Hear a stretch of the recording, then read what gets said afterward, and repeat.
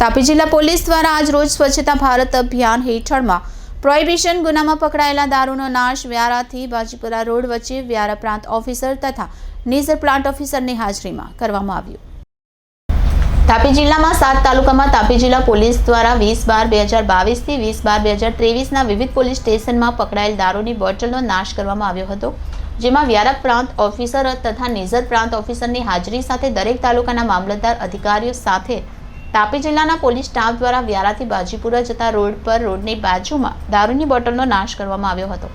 જેમાં વિદેશી દારૂના 759 કેસ કરવામાં આવ્યા હતા, જે હેઠળ 1,41,658 દારૂની બોટલ સહિત કુલ ₹1,73,34,874 રૂપિયાના દારૂનો નાશ કરવામાં આવ્યો હતો, જેમાંથી તાપી જિલ્લા નાયબ પોલીસ અધિક્ષક નાયબ સાહેબ દ્વારા વિસ્તૃત માહિતી આપવામાં આવી હતી। રિપોર્ટર બિંદેશ્વરી શાહ સાથે Chetan Parekh, city golden news Tapi. Gujarat સરકારના સ્વચ્છતા અભિયાન હેઠળ તારીખ 20/11/2023 થી તારીખ 20/12/2023 સુધી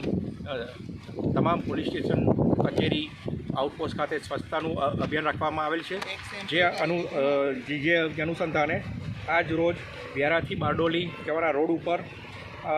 બાજુ પરના રસ્તા ઉપર એક જે બંધ રોડ છે તેમાં વિદેશી દારૂનું નાશ કરવાનું અભિયાન ચાલુ કરવામાં આવેલ છે, જેમાં વિદેશી દારૂના 759 કેસો,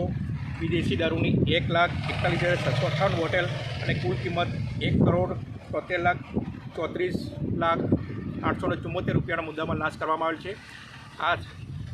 નાશ કરવાના અભિયાનમાં એસડીએમસી વ્યારા, એસડીએમસી નીઝર તથા નશાબંધીના અધિકારીઓ પણ સામેલ છે અને આ બાબતે યોગ્ય બંદોબસ્ત રાખવામાં આવેલ છે।